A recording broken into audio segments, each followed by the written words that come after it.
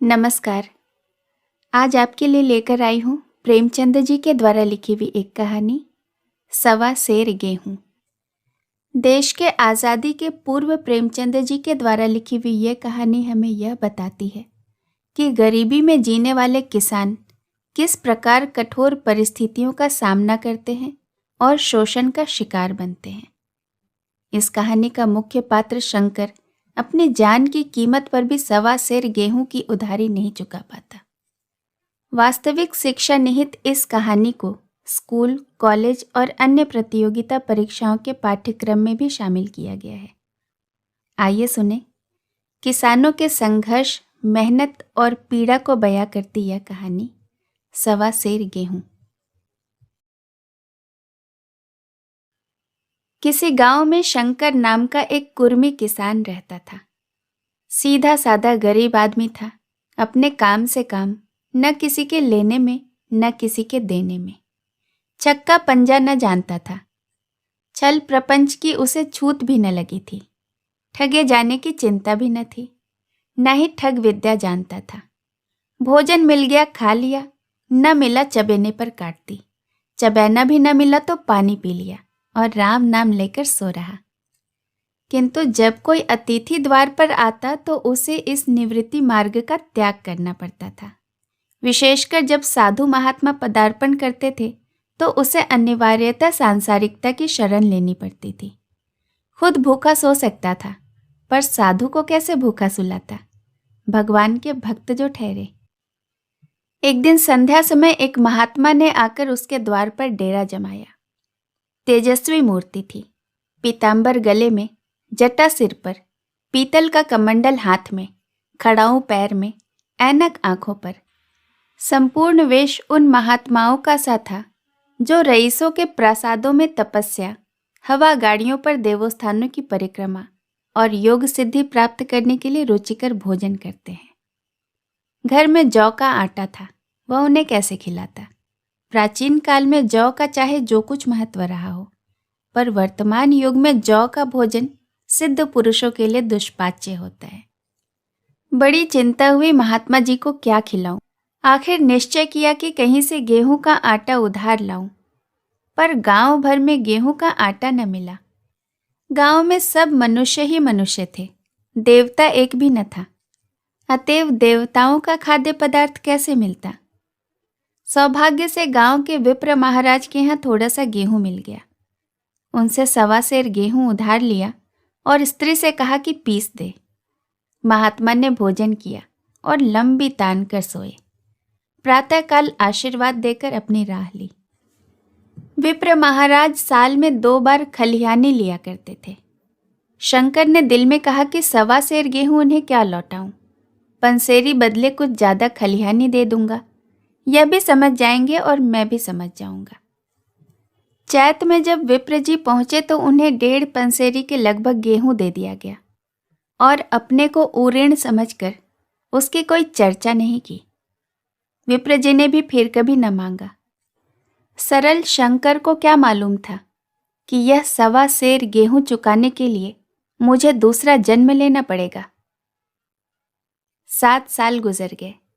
विप्र जी विप्र से महाजन हुए, शंकर किसान से मजूर हो गया। उसका छोटा भाई मंगल उससे अलग हो गया था। एक साथ रहकर दोनों किसान थे, अलग होकर मजूर हो गए थे। शंकर ने चाहा कि द्वेष की आग भड़कने न पाए, किंतु परिस्थिति ने उसे विवश कर दिया। जिस दिन अलग अलग चूल्हे जले, वह फूट फूट कर रोया। आज से भाई भाई शत्रु हो जाएंगे।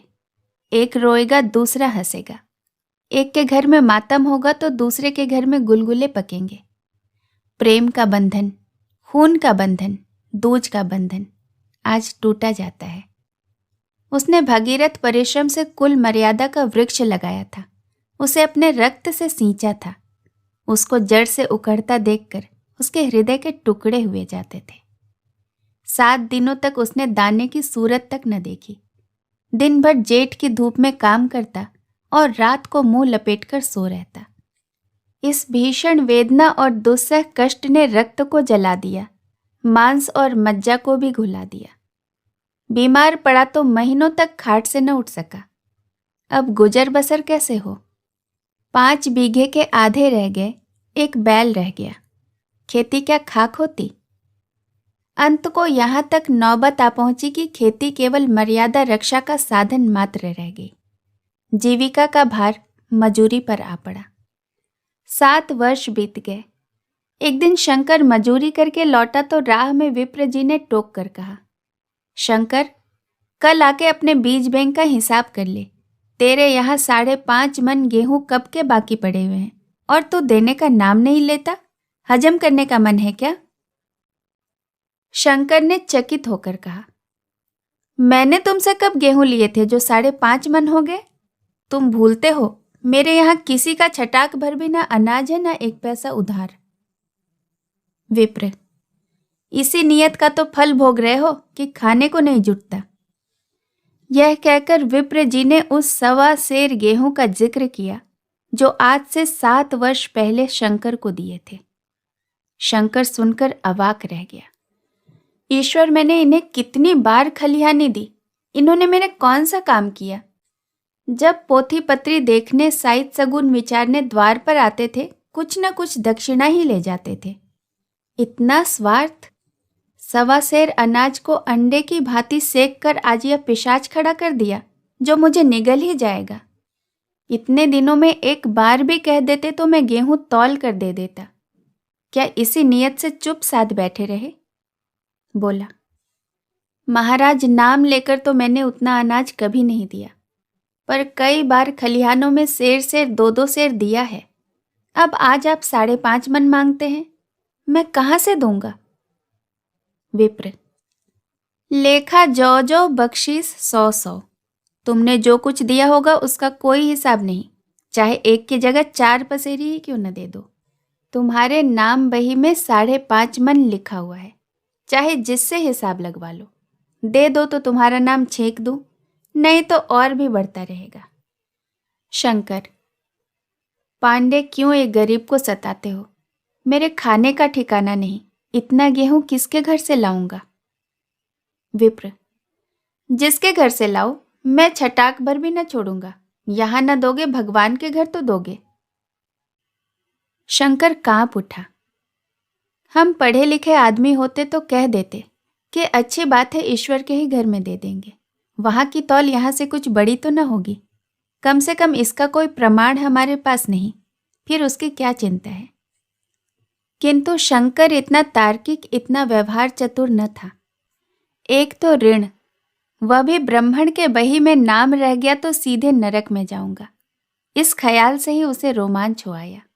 बोला, महाराज, तुम्हारा जितना होगा यही दूंगा, ईश्वर के यहाँ क्यों दूं?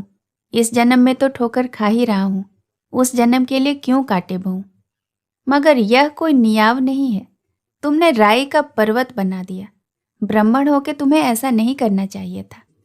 उसी घड़ी तगादा करके ले लिया होता तो आज मेरे सिर पर इतना बड़ा बोझ क्यों पड़ता? मैं तो दे दूंगा, लेकिन भगवान के यहाँ तुम्हें जवाब देना पड़ेगा। विप्र, वहां का डर तुम्हें होगा, मुझे क्यों होने लगा? वहां तो सब अपने ही भाई बंधु हैं, ऋषि मुनि सब तो ब्राह्मण ही है, देवता ब्राह्मण है। जो कुछ बनेगी बिगड़ेगी संभाल लेंगे। तो कब देते हो? शंकर, मेरे पास रखा तो नहीं है, किसी से मांग चांग कर लाऊंगा तभी न दूंगा। विप्र, मैं या न मानूंगा। 7 साल हो गए, अब एक दिन का भी मुलाहिजा न करूंगा। गेहूं नहीं दे सकते तो दस्तावेज लिख कर दे दो। शंकर, मुझे तो देना ही है, चाहे गेहूं ले लो या दस्तावेज लिखवाओ। किस हिसाब से दाम रखोगे? विप्र, बाजार भाव 5 सेर का है, तुम्हें 5.25 सेर का काट दूंगा। शंकर, जब दे ही रहा हूं तो बाजार भाव काटूंगा, पाव भर छुड़ाकर दोषी क्यों बनूं? हिसाब लगाया तो गेहूं के दाम 60 हुए। 60 का दस्तावेज लिखा गया। 3 सैकड़े सूद, साल भर में न देने पर सूद की दर 2.5 रुपये सैकड़े। 8 आने का स्टैंप, 4 आने दस्तावेज की तहरीर शंकर को ऊपर से देनी पड़ी। गांव भर ने विप्र जी की निंदा की, लेकिन मुंह पर नहीं। महाजन से सभी को काम पड़ता है, उसके मुंह कौन आए? शंकर ने साल भर तक कठिन तपस्या की। मियाद के पहले रुपया अदा करने का उसने व्रत सा कर लिया। दोपहर को पहले भी चूल्हा न जलता था, चबेने पर बसर होती थी, अब वह भी बंद हुआ। केवल लड़के के लिए रात को रोटियां रख दी जाती थी। 1 पैसे रोज की वह तंबाकू पी जाता था। यही एक व्यसन था जिसका वह कभी त्याग न कर सका था। अब यह व्यसन भी इस कठिन व्रत की भेंट हो गया। उसने चिलम पटक दी, हुक्का तोड़ दिया और तंबाकू की हांडी चूर चूर कर डाली। कपड़े पहले भी त्याग की चरम सीमा तक पहुंच चुके थे, अब वह प्रकृति की न्यूनतम रेखाओं में आबद्ध हो गए। शिशिर के अस्थि भेदक शीत को उसने आग ताप कर काट दिया। इस संकल्प का फल आशा से बढ़कर निकला। साल के अंत में उसके पास 60 रुपये जमा हो गए। उसने समझा कि पंडित जी को इतने रुपए दे दूंगा और कहूंगा, महाराज बाकी रुपये भी जल्द ही आपके सामने हाजिर करूंगा। 15 रुपये की ही तो बात है, क्या पंडित जी इतना भी न मानेंगे? उसने रुपये लिए और ले जाकर पंडित जी के चरण कमलों पर अर्पण कर दिए। पंडित जी ने विस्मित होकर पूछा, किसी से उधार लिए क्या? शंकर, नहीं महाराज, आपके आशीष से आपकी अच्छी मजूरी मिली है। विप्र, लेकिन यह तो 60 ही रुपये हैं। शंकर, हाँ महाराज, इतने अभी ले लीजिए, बाकी 2-3 महीने में दे दूंगा, मुझे उऋण कर दीजिए। विप्र, उऋण तो जब ही होगे जब मेरी कौड़ी कौड़ी चुका दोगे। जाकर मेरे 15 रुपये और लाओ। शंकर, महाराज इतनी दया करो, अब सांझ की रोटियों का भी ठिकाना नहीं है। गांव में तो हूं ही, कभी न कभी दे ही दूंगा। विप्र, मैं यह रोग ही नहीं पालता, ना ही बहुत बातें करना जानता हूँ। अगर मेरे पूरे रुपये न मिले तो आज से 3 रुपये सैकड़े का ब्याज लगेगा। अपने रुपये चाहे अपने घर में रखो, चाहे मेरे यहाँ छोड़ कर जाओ। शंकर, अच्छा जितना लाया हूँ उतना रख लीजिए, मैं जाता हूँ कहीं से 15 रुपये और लाने की फिक्र करता हूँ। शंकर ने सारा गांव छान मारा, मगर किसी ने रुपये न दिए। इसीलिए नहीं कि उसका विश्वास न था या किसी के पास रुपये न थे, बल्कि इसीलिए कि पंडित जी के शिकार को छेड़ने की किसी में हिम्मत न थी। क्रिया के पश्चात प्रतिक्रिया नैसर्गिक नियम है। शंकर साल भर तक तपस्या करने पर भी जब ऋण से मुक्त होने में सफल न हो सका, तो उसका संयम निराशा के रूप में परिणित हो गया। उसने समझ लिया कि जब इतना कष्ट सहने पर भी साल भर में 60 रुपये से अधिक न जमा कर सका, तो अब और कौन सा उपाय है जिसके द्वारा इसके दूने रुपये जमा हो? जब सिर पर ऋण का बोझ ही लादना है, तो क्या मन भर का और क्या सवा मन भर का। उसका उत्साह क्षीण हो गया, मेहनत से घृणा हो गई। आशा उत्साह की जननी है। आशा में तेज है, बल है, जीवन है। आशा ही संसार की संचालक शक्ति है। शंकर आशाहीन होकर उदासीन हो गया। वह जरूरतें जिनको उसने साल भर तक टाल कर रखा था, अब द्वार पर खड़ी होने वाली भिखारिन न थी, बल्कि छाती पर सवार होने वाली पिशाचनियां थीं, जो अपनी भेंट लिए बिना जान नहीं छोड़ती। कपड़ों में चकत्तियों के लगने की भी एक सीमा होती है। अब शंकर को चिट्ठा मिलता तो वह रुपये जमा न करता, कभी कपड़े लाता, कभी खाने की कोई वस्तु। जहां पहले तंबाकू ही पिया करता था, वहां अब गांजे और चरस का चस्का भी लगा। उसे अब रुपये अदा करने की कोई चिंता न थी, मानो उसके सिर पर कभी 1 पैसा उधार था ही नहीं। पहले जूड़ी चढ़ी होती थी, पर वह काम करने अवश्य जाता था। अब काम पर न जाने के लिए बहाना खोजा करता। इस भांति 3 वर्ष निकल गए। विप्र जी महाराज ने एक बार भी तकाजा न किया। वह चतुर शिकारी की भांति अचूक निशाना लगाना चाहते थे। पहले से शिकार को चौंकाना उनकी नीति के विरुद्ध था। एक दिन पंडित जी ने शंकर को बुलाकर हिसाब दिखाया। 60 रुपये जो जमा थे, वह मिन्हा करने पर अब भी शंकर के जिम्मे 120 रुपये निकले। शंकर, इतने रुपये तो उसी जन्म में दे सकूंगा, इस जन्म में तो नहीं हो सकते। विप्र, मैं इसी जन्म में लूंगा, मूल न सही सूद तो देना ही पड़ेगा। शंकर, एक बैल है, वह ले लीजिए, मेरे पास और क्या रखा है? विप्र, बैल बघिया लेकर मुझे क्या करना है? मुझे देने को तुम्हारे पास बहुत कुछ है। शंकर, और क्या है महाराज? विप्र, कुछ है, तुम तो हो। आखिर तुम भी कहीं मजूरी करने जाते ही हो। मुझे भी खेती के लिए मजूर रखना ही पड़ता है। सूद में तुम हमारे यहाँ काम किया करो, जब सुविधा हो मूल दे देना। सच तो यह है कि अब तुम किसी दूसरी जगह काम नहीं करने जा सकते जब तक तुम मेरे रुपये न चुका दो। तुम्हारे पास कोई जायदाद नहीं, इतनी बड़ी गठरी में किस एतबार पर छोड़ दूं? कौन इसका जिम्मा लेगा कि तुम मुझे महीने महीने सूद देते जाओगे? और कहीं कमाकर जब तुम मुझे सूद भी नहीं दे सकते तो मूल की कौन कहे? शंकर, महाराज, सूद में तो काम करूंगा, और खाऊंगा क्या? विप्र, तुम्हारी घरवाली है, लड़के हैं, क्या वे हाथ पांव काट के बैठेंगे?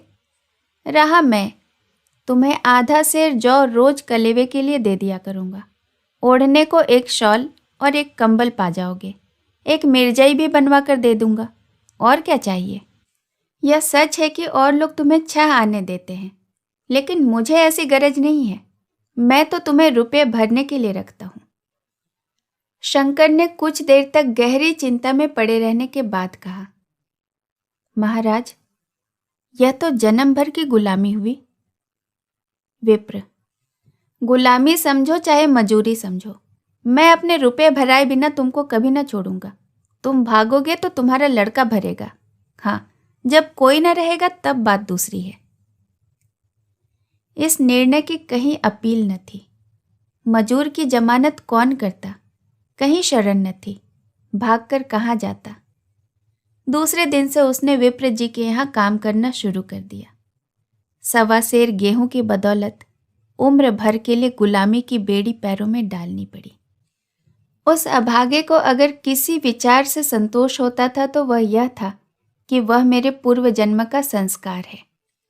स्त्री को वह काम करने पड़ते थे जो उसने कभी न किए थे। बच्चे दानों को तरसते थे, लेकिन शंकर चुपचाप देखने के सिवाय और कुछ न कर सकता था। वह गेहूं के दाने किसी देवता की शाप की भांति आजीवन उसके सिर से न उतरे। शंकर ने विप्र जी के यहाँ 20 वर्ष तक गुलामी करने के बाद इस दुस्सार संसार से प्रस्थान किया। 120 अभी तक उसके सिर पर सवार थे। पंडित जी ने उस गरीब को ईश्वर के दरबार में कष्ट देना उचित न समझा। इतने अन्यायी, इतने निर्दयी वह न थे। उनके जवान बेटे की गर्दन पकड़ी। आज तक वह विप्र जी के यहाँ काम करता है। उसका उद्धार कब होगा, होगा भी या नहीं, ईश्वर ही जाने। दोस्तों, इस वृतांत को कपोल कल्पित न समझिए, यह सत्य घटना है। ऐसे शंकरों और विप्रों से दुनिया खाली नहीं है। कहानी सुनने के लिए आपका बहुत बहुत धन्यवाद।